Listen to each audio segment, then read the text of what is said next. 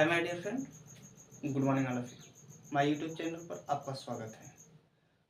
इसके पहले वीडियो में नेत्र का बाहरी भाग पढ़ाया गया है।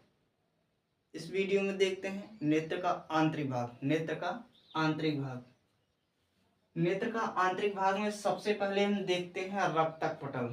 सबसे पहले देखते हैं रक्तक पटल। रक्तक पटल को इंग्लिश में कोराइड कहा जाता है। रक्तक पटल को इंग्लिश में कोराइड कहा जाता है। रक्तक पटल का जो कार्य है प्रकाश को अवशोषित करना। प्रकाश को अवशोषित करना। रक्तक पटल एक काले झिल्ली नुमा होती है। रक्तक पटल एक काले झिल्ली नुमा होती है जिससे जो प्रकाश को अवशोषित करती है और आंतरिक परावर्तन को रोकती हैं। आंतरिक परावर्तन को रोकती हैं। रक्तक पटल के ठीक नीचे आते हैं तो एक रेटिना होती है। रक्तक पटल के ठीक नीचे आते हैं तो रेटिना होती है। जो रेटिना है वो एक पर्दे की तरह होती है। रेटिना जो है एक पर्दे की तरह होती है। आँख के द्वारा जो प्रतिबिंब बनता है वो रेटिना पर ही बनता है। आँख के द्वारा जो प्रतिबिंब बनता है वो रेटिना पर बनता है। वो भी वास्तविक बनता है, उल्टा और वस्तु से छोटा बनता है। जब कहेंगे कि जब आँख के द्वारा प्रतिबिंब उल्टा बन रहा है तो हमें सीधा क्यों दिखाई देता है? क्योंकि हमें तंत्रिका कोशिकाओं द्वारा हम उसको सीधा का अनुभव करते हैं, इसलिए वो हमें सीधा दिखाई देता है। रेटिना के मध्य भाग, रेटिना का जो मध्य भाग है उसको पीत बिंदु कहा जाता है। रेटिना का जो मध्य भाग है उसको पीत बिंदु कहा जाता है। पीत बिंदु पर रेटिना की अपेक्षा ज़्यादा साफ प्रतिबिंब बनता है। पीत बिंदु पर रेटिना की अपेक्षा ज़्यादा साफ प्रतिबिंब बनता है। जैसे हम देखते हैं कि जब दूरबीन के द्वारा हम निशान लगाते हैं उस समय जो हमारे आँख के द्वारा प्रतिबिंब बनता है वो रेटिना पर न बन के पीत बिंदु पर बनता है। पीत बिंदु पर बनता है।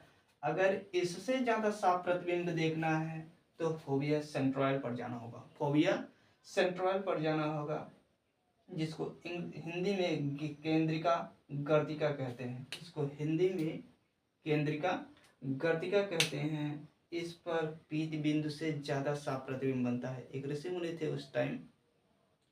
अर्जुन को उस समय कहा गया था कि आप मछली की आंख पर निशाना लगाइए। जो अर्जुन की आंख के द्वारा जो प्रतिबिंब बना था वो पीत बिंदु पर न बन के फोविया सेंट्रॉयल पर बना था। फोविया सेंट्रॉयल पर बना था। फोविया सेंट्रॉयल पर बना था। इसके बाद आते हैं हम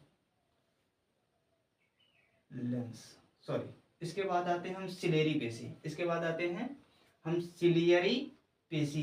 जो सिलेरी पेशी है उसका जो कार्य होता है लेंस को समायोजित करना। लेंस को समायोजित करना। समायोजित मतलब होता है लेंस को छोटा व लेंस को पतला व मोटा करना।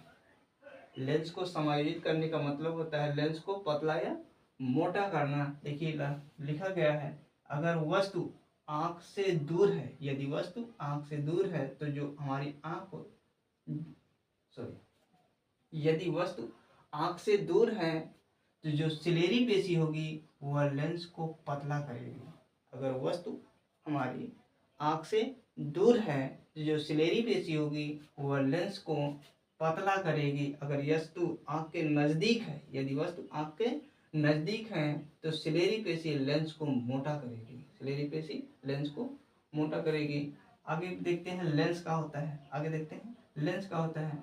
लेंस का जो कार्य होता है प्रकाश को केंद्रित करना। जो प्रकाश आ रही है वह जो प्रकाश आ रही है वो लेंस का कार्य है प्रकाश को केंद्रित करना।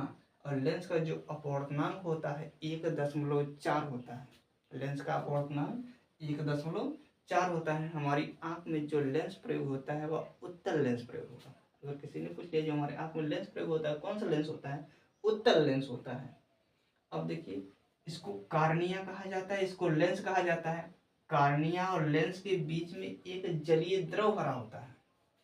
कार्निया और नेत्र लेंस के बीच में, कार्निया और नेत्र लेंस के बीच में एक जलीय द्रव भरा होता है जिसका कार्य होता है लेंस की रक्षा करना। लेंस की रक्षा करना। शायद कभी ऐसा ना हो कि आँख पर जब हमें चोट लग जाती है तो यह जलीय द्रव ही नेत्र लेंस को बचाता है, नहीं तो ये नेत्र लेंस टूट जाएगा, हमारी आँख खराब हो जाएगी। इसके बाद नेत्र लेंस और रेटिना के बीच में कचाव द्रव भरा होता है। नेत्र लेंस और रेटिना के बीच में कचाव द्रव भरा होता है। एक कचाव द्रव का काम है रेटिना की रक्षा करना। कचाव द्रव का काम है रेटिना की रक्षा करना। आंख पे जब चोट लगती है यही कचाव द्रव ही रेटिना को बचाता है। रेटिना को बचाता है, नहीं आंख फूट गई और कचाव द्रव बह गया तो आंख जो है एकदम सिकुड़ जाएगी और हमें दिखाई नहीं देगा। ठीक है, चलिए आज की जो क्लास है यहीं पर समाप्त करते हैं। नेक्स्ट वीडियो में बने रहने के लिए हमारे चैनल को सब्सक्राइब करिए, वीडियो को लाइक करिए और कमेंट करके जरूर बताइए ये क्लास आपको कैसी लगी। Thank you.